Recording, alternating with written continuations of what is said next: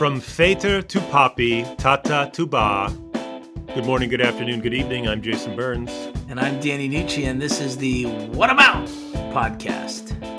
Danny, we are recording this episode on Groundhog Day. And I did a little research before we spoke that according to Stormfacts Almanac, Puxatawny Phil has only been correct 39% of the time. That's not great. By the way, 39% is not great unless it's the return for your money. Other than that, it's just not great. Not a great winning percentage. Well, unless you're playing baseball, then it's a great batting average. This is from since 1887 as well. So it's a large window. I mean, it feels like there's a lot of guesswork, like it's not even 50-50. But I do feel like that percentage is a little off because, again, in doing some research, a groundhog's average lifespan is 3 years. So I don't think this is the same Phil. So maybe some Phils were better than other Phils. And the general lumping it all into the name is not fair. And the 39% could be. So what you're saying is there's a problem with the math. I think there's a problem with the math. What if there was a blind Phil? He wasn't going to see his shadow anyway. Sure. Fair enough. In 1887, I bet there wasn't a great groundhog veterinarian that could really take care of that little guy. But, I digress. I like it, though. It's interesting. It's fascinating to think about it, isn't it? It is that we base our weird weather patterns around a large rodent. Yes. Which is essentially what it is. Yes, but for most people, just a really good Bill Murray movie.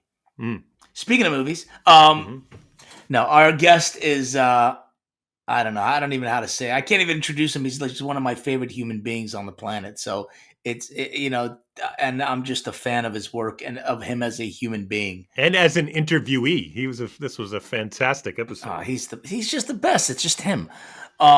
But he's also a really talented director who I've had the pleasure of working with a number of times.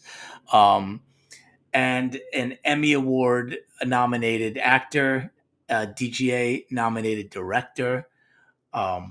He is a podcaster now. He's got a podcast with Larry Goldings, who is a world-class keyboard and organ player. And they have a new podcast coming out called Holding for Sound. Podcaster, director, drummer, actor, humanitarian. Beater-upper of Richie, a.k.a. Ron Howard. Is beater-upper a word? Out of necessity, without further ado, Adam Arkin.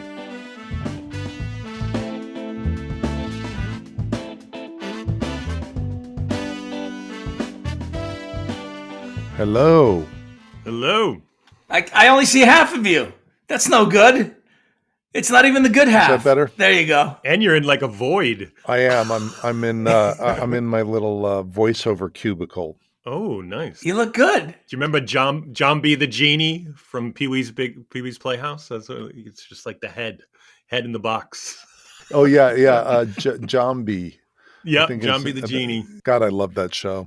Congratulations on how well the podcast has been doing. I've heard a few episodes and.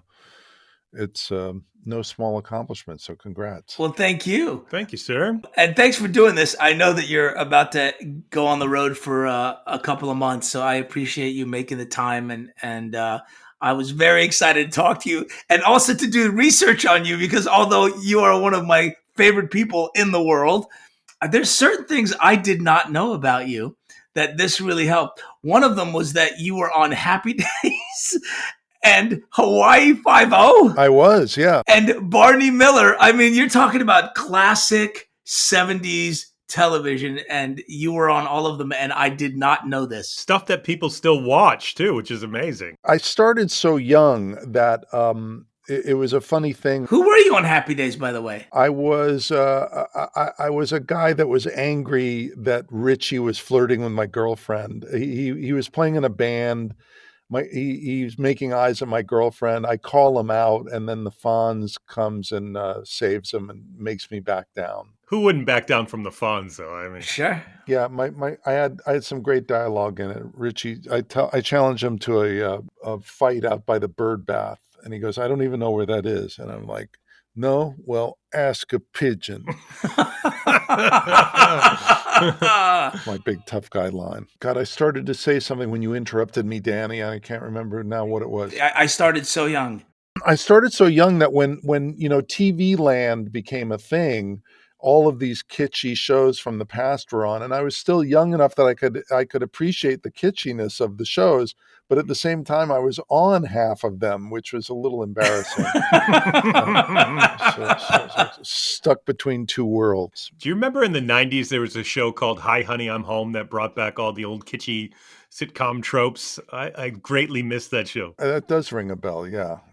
It didn't last very long, but there's something about the old shows that give you a nostalgic vibe. But I do wonder what my kids who are 11 and 7 would think about sitting down and watching Happy Days now. There's this thing floating around on Facebook right now, which is, everybody posting pictures of themselves at 21. And I found my picture from 21. But what's weird in looking at it is that if I go back in time to when that picture was taken, I already felt like kind of a veteran in the business, because I'd been working for, professionally for like 5 or 6 years at that point, which was, quarter of my life at that point. You might have had a couple of connections to the business, but how did you end up actually start working as a professional? My dad, Alan Arkin, growing up around sets, I knew really early on that was something I wanted to do. I was separated from him as a kid and very close to him, missing him terribly for part of my life. And I think that deciding I wanted to be an actor was definitely connected to wanting to stay connected to him, So I was taking uh, kids acting classes when I was in my mid-teens, 13, 14 years old, studying at the HB Studios. I did a play at the HB Studios that Herbert Berghoff directed. I did theater around New York. Throughout high school, I did the occasional odd job. And then by the time I was in my late teens, I had an agent that had a branch office in New York and Los Angeles. And they kept telling me as soon as I got out of high school that I should come out to LA, and because they could get me work, and they did. And so you moved to LA right after high school? Yeah, I had saved up money from like some commercials I had done, and I moved out to LA on my own at 18. Wow. Was anybody out here? My grandparents were out here, so I got, I had some family here, and some other friends and people I knew. But the agency had two other guys that were in the same boat. They weren't Los Angelinos, moving out here at a very young age. So I got paired up with the actor Michael O'Keefe. Sure. And a very talented writer. Both these guys I'm still in touch with. Mark Frost, who went on to become David Lynch's partner in Twin Peaks, wonderful writer and a lovely guy. And the three of us, those were sort of like the equivalent of my college years. We roommated together. We had a deal where if one of us booked a job, we had to take the other two out to dinner. So Mark Frost would come back and say, "Man, I just sold a spec script to $6 million Man," or Michael would say, "I just booked a guest shot on MASH," and we'd all go out to dinner. It was good times. And so what year was this, Adam, that you made the move? That would have been like 75. 65? 75. You're saying 65 like that's some big sort of put down, but it's really not that big a spread from when I actually fucking moved out.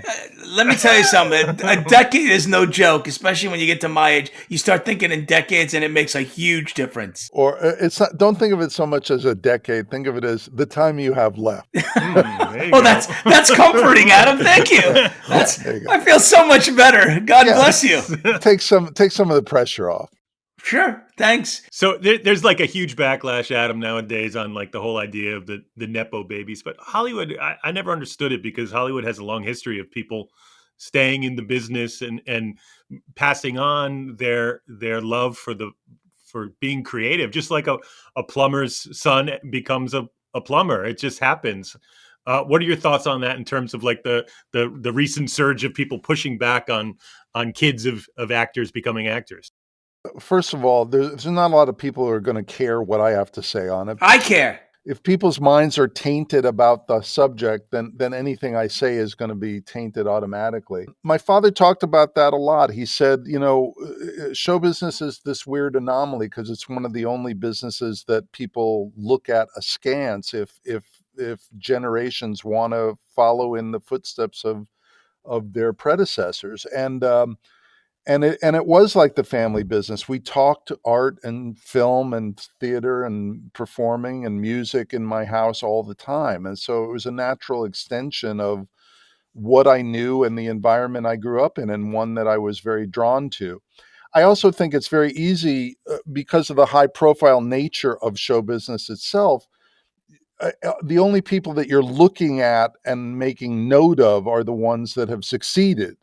So there's this assumption that if you come from someone that's done it, or you have a family member that's done it, then your way is made for you. But there are countless like countless examples of people that have wanted to go into the family business and not been able to do it.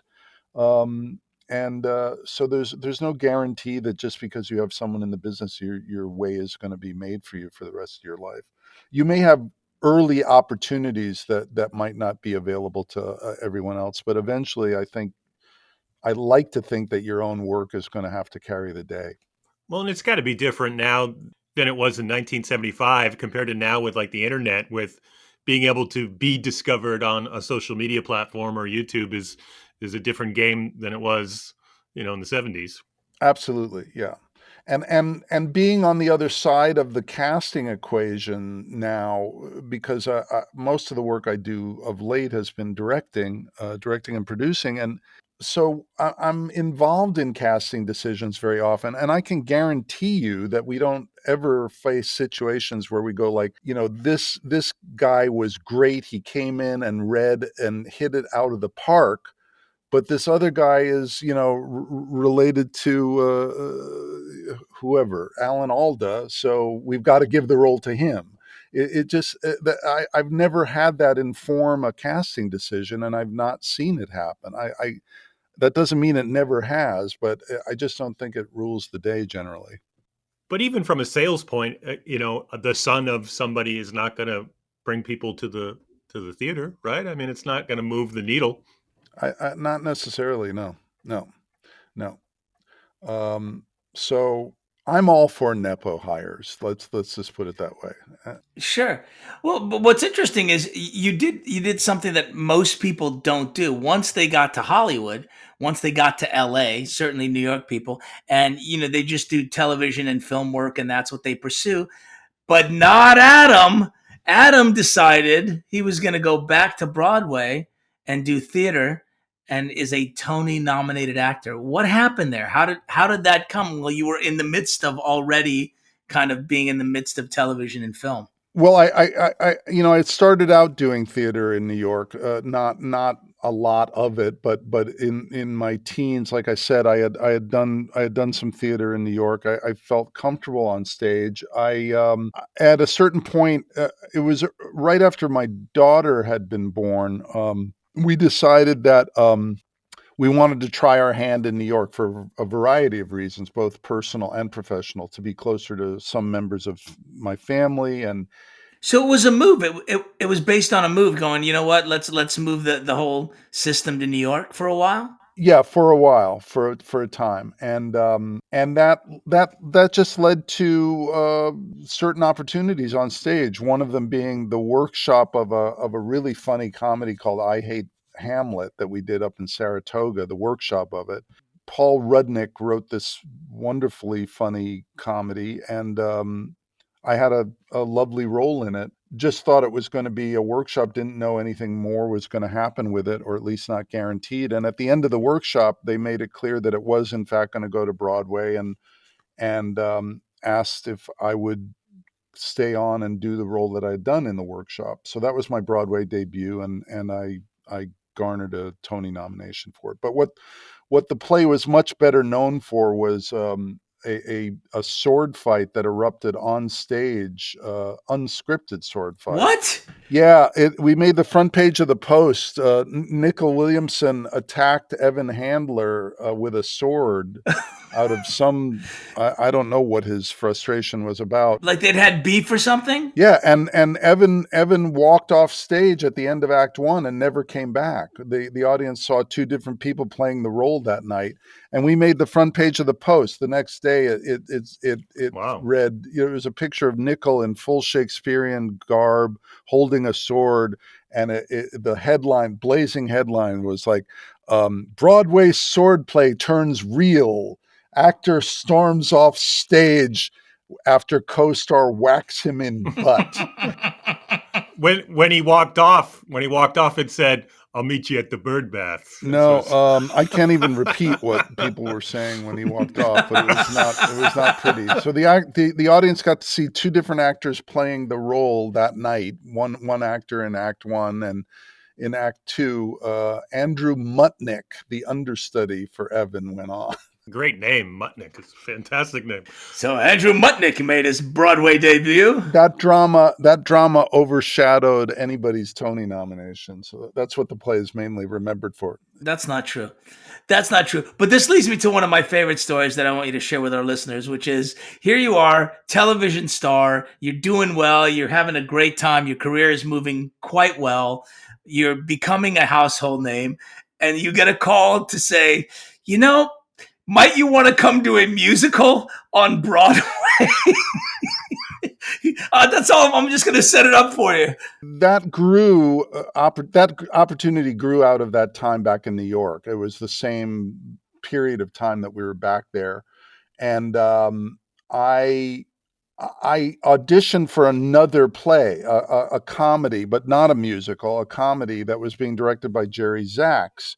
And I auditioned for Jerry, and the audition went well, I thought, and I got a call from my agent actually before I got on the train to go back to where we were living in Katona, and my agent was like, "Well, I've got bad news and good news." I was like, "Okay, what's the bad news?" Bad news is it's probably not going to work out for the play you auditioned for.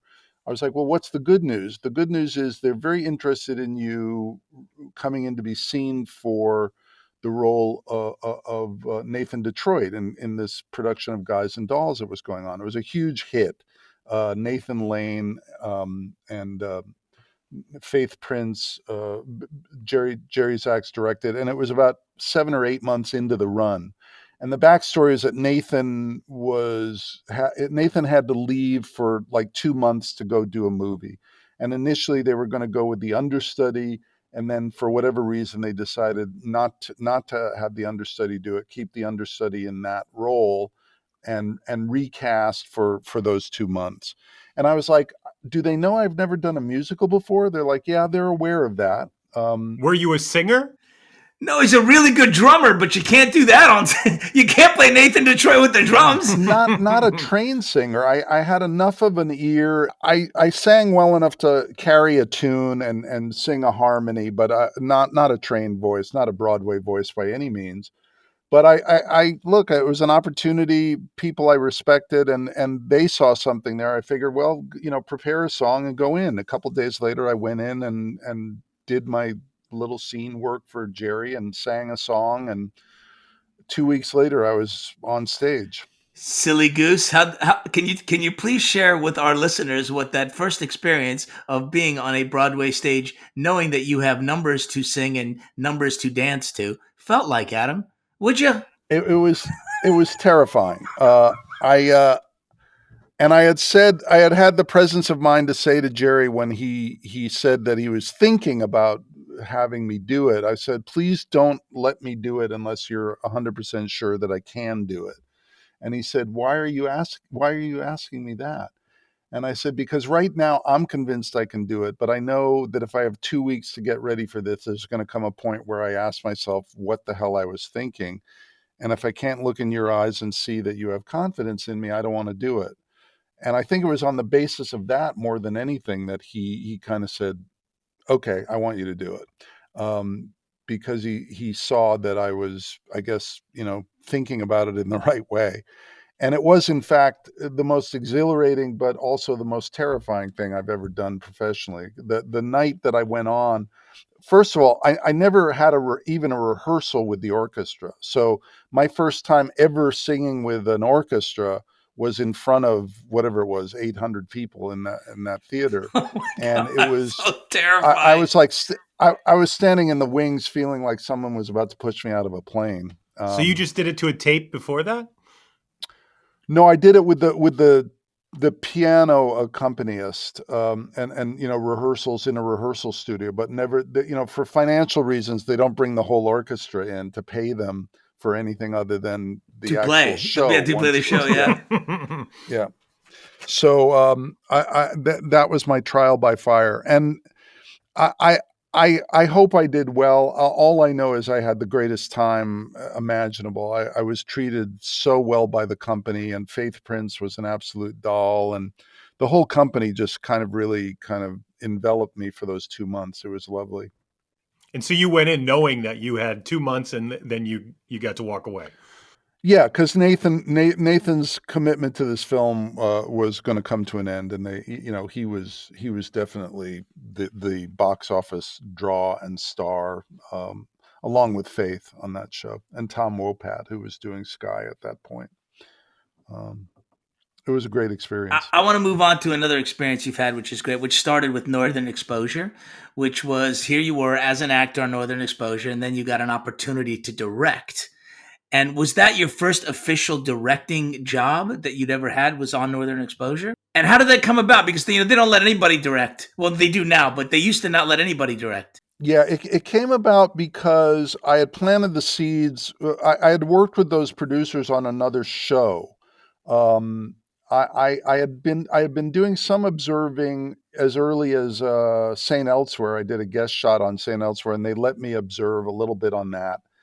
And then subsequently, producers, writers that had worked on St. Elsewhere, Josh Brand and John Falsey, created a show called A Year in the Life that was a huge critical success, but did not run beyond its first season. Richard Kiley was the star, one of the stars of the show, and he actually won the Emmy for it posthumously to the show. The show had been canceled, And he and still he won the won Emmy. Emmy That for, would never, almost yeah, never happen now. yeah, and he got up and made a kind of blistering speech about the quote was the corporate myopia that killed the fine show, was his phrase. But on that show, I had made it really clear that directing interested me, and I observed whenever I got the chance and shadowed directors. But because of its being short lived, I didn't get an opportunity on that. And then Josh and John were the creators of Northern Exposure, which presented itself about a year later. And they actually wrote that role with me in mind. I think it's one of the reasons his name was Adam. And because I was playing a really conservative character on A Year in the Life, and they slowly realized I was out of my mind, and they said they wanted to write something to that at some point. So they created this gift of a character of Adam on Northern Exposure, and that's that's where the directing, all the observing and the shadowing, kind of the credit for it all paid off. And they gave me my first And episode. what was it that at that point in your career where you were a working actor, it was going well for you, you were doing guest spots, you were part of shows, that you went, you know what, I really want to try this. I really want to try my hand at this. What was it that attracted you to it? And the reason I ask is because where it goes is really kind of remarkable. But go on. Yeah.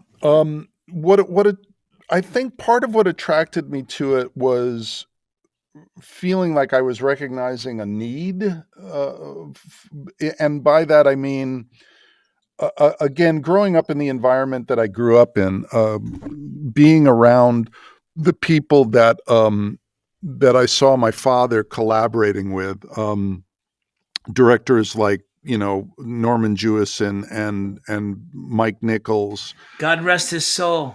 He just passed. Yeah. Yeah, just passed recently. Mike Nichols, some truly truly gifted giants of the directing world that I got to, at least part of the time observe a little bit. And I had associations, and my father was also a very accomplished director. And when I started acting with regularity, I was amazed at how rarely I would work with directors that would talk to me in terms that fundamentally changed my idea of what I was doing at all.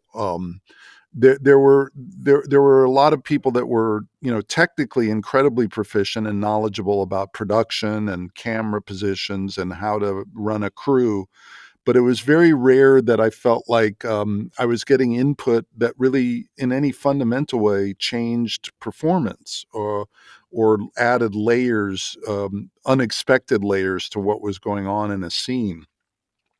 I also noticed that very often the stars of shows would get a lot of the time devoted to them from directors, but guest players, day players, would sometimes get short shrift, and the discrepancy in terms of what that would result in the scenes being would sometimes drive me nuts, because I felt like the people that most needed help and the people that were nervous and coming in just for a day weren't really getting any support or guidance.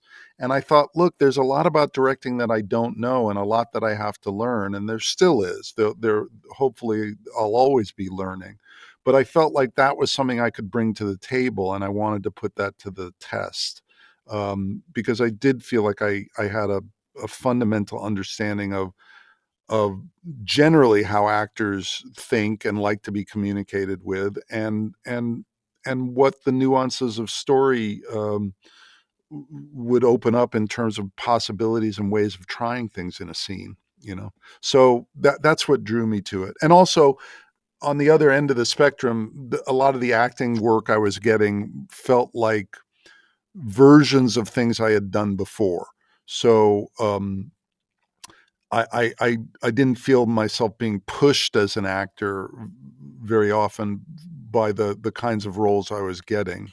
How cool is it that this conversation started off with you talking about talking with Richie, aka Ron Howard, and you both went on to be directors and producers? Have you had any discussions with him after the fact that, look, at this is where were and this is where we are now? I don't know that I've ever seen Ron after having worked with him. Really? And Wow. that was probably by choice on his part. Well, what's interesting is that the trend began to have change, in essence. So every time you would do a show, you would start to direct a few episodes. I mean, there's obviously a few exceptions, but for the most part, most of the shows that you were a series regular on, you had an opportunity to direct. And then when your career turned to more directing stuff, there was always a role for you in one of the shows that you had, a chance to direct. And I guess the question is, having been fortunate enough to balance both things, can you talk a little bit about what's enriching about both things and where you are about it now? I mean, obviously you do mostly directing, but every time you direct a show, you're like, yeah, and then by the way, there's this role in it. You just directed a pilot. You're in the pilot. It just keeps happening. Not to toot my own horn in terms of other people wanting me to do something. I'm asking you to toot the horn. But I have never looked for an opportunity to cast myself. It almost always has come about as a last minute thought on the part of the showrunner or the producers, where suddenly a role is there. Sometimes it's been because they've had the first round of auditions and they haven't found anybody that they're really excited about. And then suddenly it'll be almost like an afterthought of like, hey, wait a minute, you know who could do this is, would you be open to doing it? Didn't that happen on a COVID show, Adam, that you were directing? Like the actor had COVID and they put you in a suit or something? Am I remembering that right? That was the one time I actually did pitch myself, but it was not in order to get a gig. It was in order to keep the production from getting shut down. Because we had a huge, it was the pilot episode of a short-lived show called Rebel on ABC. And we were doing the pilot. I wasn't directing the pilot, but I was around as a directing producer for the season. And the actor who played basically the main bad guy of the season, I think out of the 10 episodes we did, the character ended up appearing in about 7 episodes. The single biggest sequence in the show involved, from a production standpoint, involved a very expensive location and a couple of hundred background performers and catering, and it was like the big centerpiece of the show, the opening of the show, and very, very hard location to get nailed down. There were only small windows in which we could shoot there, and literally the day before we were going to shoot the sequence, we get a call saying this actor tested positive for COVID. And at that point, nobody could be hired that hadn't been in the COVID testing protocol. So you had to be tested numerous times for at least, I think, 3 days before you could come and join a company of people. And so there was this big meeting about the fact that we were going to have to shut down, and we didn't know when we were going to be able to go back to that location. And it was a real problem, so much so that there were even murmurings going on about, are they going to just shut the show down if we can't do this? And there was a big emergency Zoom meeting, and everybody was talking about what it would mean to shut down and how long before we could get back, and finances involved with that. So you had your producer's hat on during this, is what was happening. Yeah, and there was a lull in the conversation at one point. And I said, "Look, I'm not trying to drum up more work for myself, but I am about the same age as this guy. I've been in the testing protocol for this company because we've all been working together for the past month and a half, and I have a suit, and everybody said, Adam, will you give us like 5 minutes? We just want to like discuss internally for a second. I'm like, yeah, happy to. And I walked away. So there's that. 5 minutes later, they're like, go get your suit. And literally it was like 3:00 in the afternoon. My wife, who was working with me, Michelle, ran home to get the suit, to bring it into costumes. And next morning at 6:30, I'm showing up at set. You're in makeup. Getting into makeup. You're in the trailer. It was nuts. But it allowed the show to keep going. I felt really guilty about the actor, having to lose out on that role. But then I subsequently found out that he had decided to go to Las Vegas the weekend before he tested positive. So I was like, look, you gamble, you win, you lose.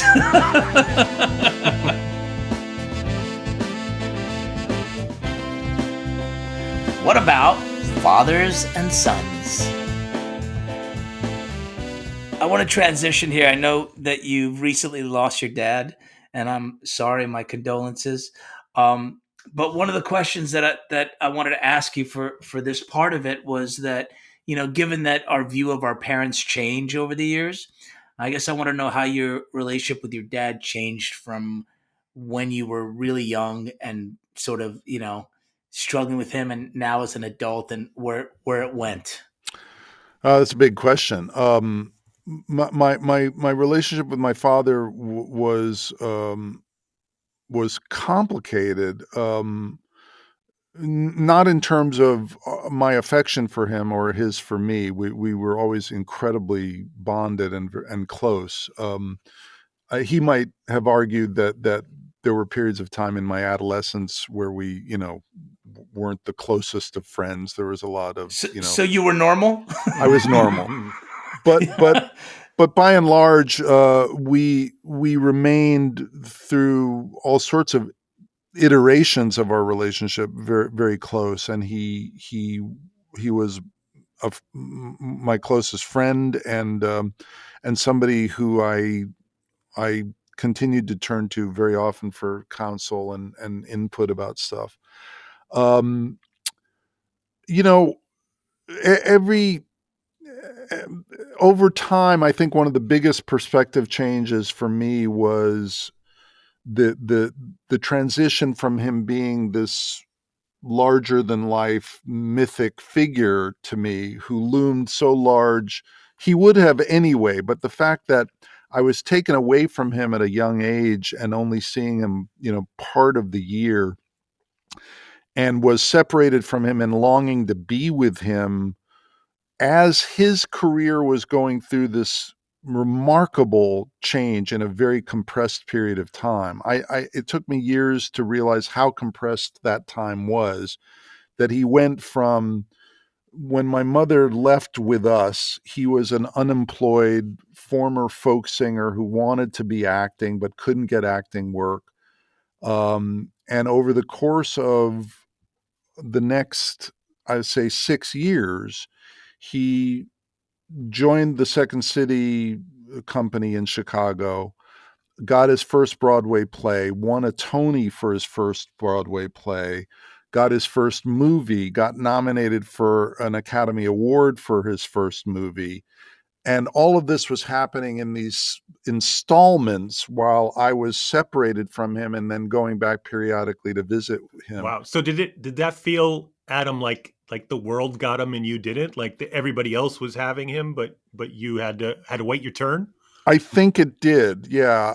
I think it did fuel a little bit of that kind of a feeling, and a longing even more to want to be with him and be a part of this remarkable transition that was happening in his life. And then, ironically, when I did get to rejoin him and live with him full time, I was 11 at that point, and he had remarried and had a new baby. There was a new baby in the family, my younger brother Tony, and my fantasies of what living with my father would be like when I got to live with him full time were based on the incredible exclusivity that we had when I would visit him, because he would we were inseparable. We'd do everything together. I'd literally go out on dates with him. I was his best man when he got remarried, 8 years old, holding the ring at his wedding. When I got to live with him again, there was no downtime, right? Because you only had that compressed amount of time. When I got to live with him again, it was sort of like real life intruded on things. And suddenly I was having to go to school and he was busy, tending a relatively new role as a father to a baby again. And I think there was a lot of disillusionment about, for a number of years about things not being how I would have fantasized them to be when I finally got to live with him again.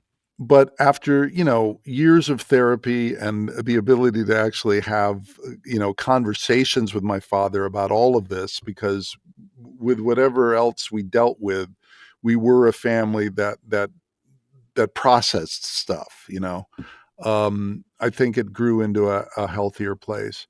And then, of course, a huge shift when I became a parent myself. And suddenly, that's what I was just going to ask. It changes completely, right? Yeah, because you suddenly realize, and I didn't become a dad until I was 30, and there was so much I was clueless about even at 30 that I look back on my parents and realizing, they were 19. My mother was 19 and my father 22 when I was born. My son right now is 19, and the idea of him having a kid right now, curdles my blood. So the fact that they were doing this, it just, I think over time it's easier to extend a lot more grace to our parents, because you start realizing how hard it is to know how to do anything. Right. And I think one of the things you discover too, as you get older and you have your own kids, is that you realize that at some point, as they were trying to take care of us, they were still trying to live out their own dreams, and which your dad was doing at the time. Yeah. Yeah. I would tease him sometimes because, he would constantly do these interviews where he would talk about how unbelievably miserable he was early on in his life, and how, a combination of therapy and then later on his spiritual, inquiries were the only thing that kept him from wanting to blow his brains out. Wait, Hollywood didn't fix it? No, amazingly enough. And he would simultaneously, though, always say, like, I did pretty good as a parent, though. I did all right by you. And every once in a while I want him to say, like, yeah, Dad, you did great. But you remember all the references to how miserable you were? We were around at that point. So, yeah. going to have an effect. The idea that you wanted to blow your brains out and could be like the perfect parent, it might be at odds with one another. But again, it was something that we could kind of laugh about, you know. And by the time you got to your son, you'd been a parent for a while. You'd raised Yes. a child already, your daughter. You'd already been a parent. You had some practice. How did, the experience that you had with your, up to that point with your dad, how did that impact your relationship with your son? And certainly when he was sort of becoming the similar age that you were when you started to become conscious of your dad and his success and the family and all of that. It affected it, both in terms of the things that my father brought to the table as a parent, that I wanted to emulate, and some of the things that were in the dynamic that I wanted to make sure I didn't repeat. Both things were at play. In terms of the things I wanted to emulate, I loved feeling that my father, enjoyed my companionship as a friend. I loved that he was invested in my creative life and was always there to talk to. I I I don't need to get into the weeds on this, but there were things occasionally that my father could do as a parent that put a little too much of the emotional burden of maintaining a kind of relationship on the child. Like it was sort of like, um, he could sometimes, allow my adolescent moods or avoidance to fall into a kind of tit for tat behavior, like, well, if he's going to be moody and shut me out, then I'll see how he likes that, and I'll be moody and shut him out. And when you had to deal with that, what was your adjustment, friend? I have really tried to, when I have my wits about me, remember, that my kids were the kids, and that I needed to step up and sometimes do, more than my 50% of the work to make sure that the communication, stayed, uh, avoided becoming dysfunctional. Let's put it that way. And I don't know that I always succeeded at that, or that I have always succeeded at it, but it's at least been a conscious priority whenever I have my wits about me. I mean, unlike Jason, I only have been a parent to daughters, so I don't have any experience with sons. Having had both experiences, and both of them essentially being adults, what is the father son dynamic? How is that different in your experience, or what are the nuances there? There was an ease to being a parent to a daughter, that I found being the father to a son a little bit more challenging, and I think it has to do with feeling that you're having to model to someone how to be a functional adult. I didn't I didn't I didn't feel that as much with my daughter. Maybe, and that there may be something not cool about the fact that I didn't feel as much of that with Molly. Well, I can say this, Adam, with my son, we're so similar that we butt heads. And I don't have that with my daughter. It's just a different type of relationship.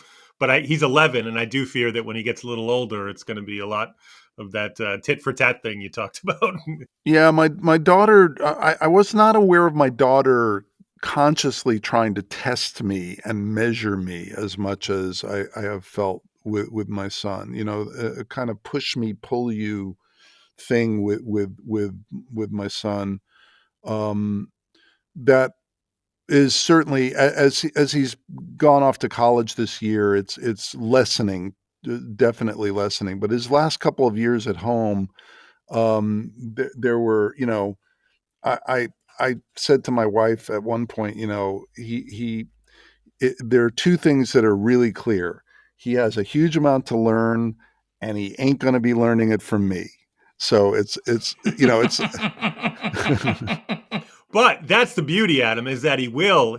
He did. He probably just won't realize it like we did until down the road, until he has his own kids. And yeah, because sometimes it's just perspective. You need perspective. Yeah, and that perspective is a two-way street. I mean, I've seen his perspective change tremendously, even in his first semester at college. Where it's like suddenly the things that we were cautioning him about or trying to remind him about, he's realizing now, as much as he liked telling us, get off my back, without someone there to remind him of those things, shit doesn't get done, amazingly enough. And there's been an attitude shift for sure.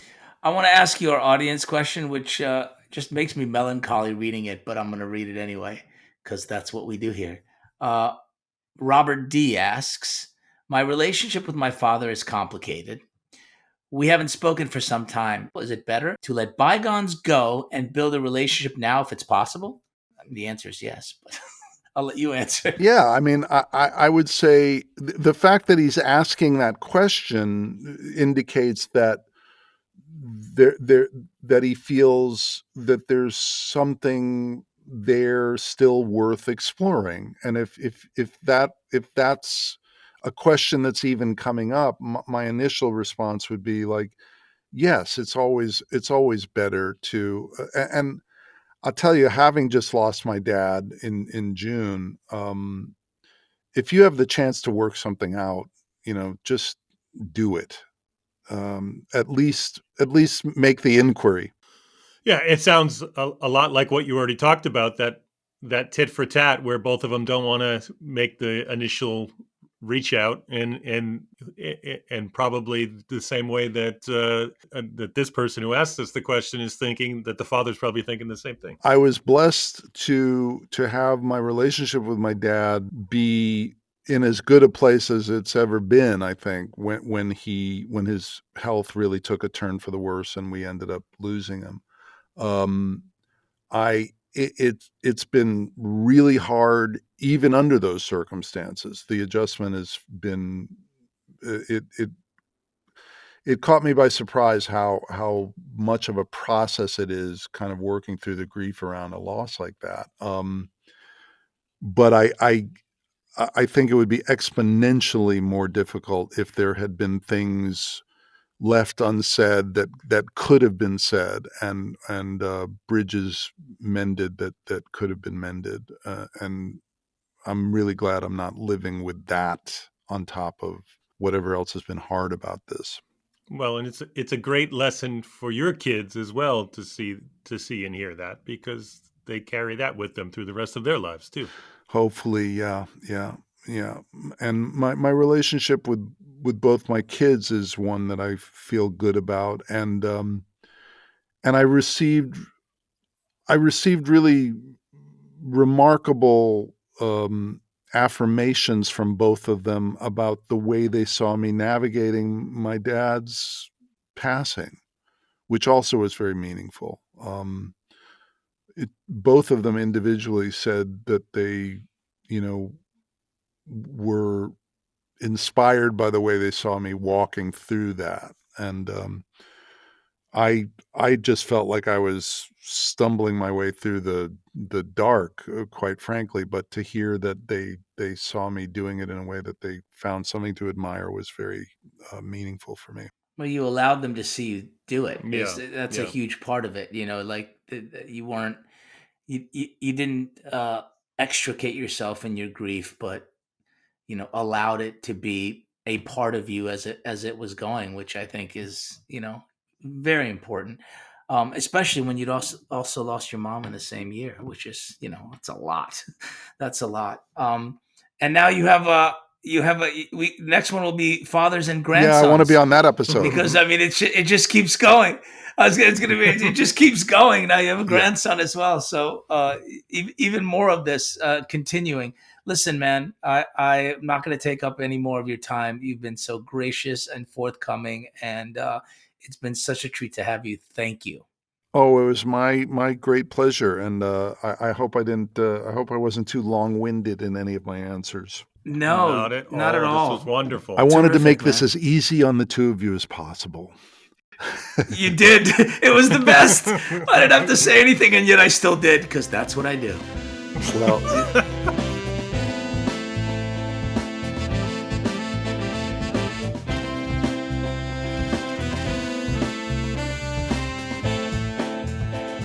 Oh man, I could just listen to that dude. Can we just, like, I was looking at the clock going, can we just keep going? So what? So it's a 90-minute podcast. Who cares? Well, as we've talked about here and both on the air and privately, I've had a weird year relationship with my father, so this one pulled out a lot of thorns and stuck some other ones in, so I could have kept talking about. And the fact that so soon he was able to articulate his relationship with his dad, I mean, it's not that long that he lost him, and he's walked through a period of grief that is very, very challenging, and his willingness to share it and talk about it in the way that he did doesn't surprise you why his children sort of revered his experience of it and watching him walk through it. Yeah, and it doesn't surprise me why he's one of your favorite people. But he's just like a really good director. Like every actor that's worked with him is like, oh, we can actually act. Oh, wait, we can actually like challenge ourselves, and and the other thing that I don't know if people know, but he was really responsible in setting the tone for shows like The Americans and Succession. Right at the beginning, he was one of the first directors to kind of launch those shows to what they were. Which, for our audience, what is that, Danny? That's not only the look, but the tone of the show too, right? Just like the pacing of it. It's the sense of it. There's a reason why not everything is a hit. If everything was a hit, the executives would stay in power for eternity. But there's a lot of different elements that will make a hit.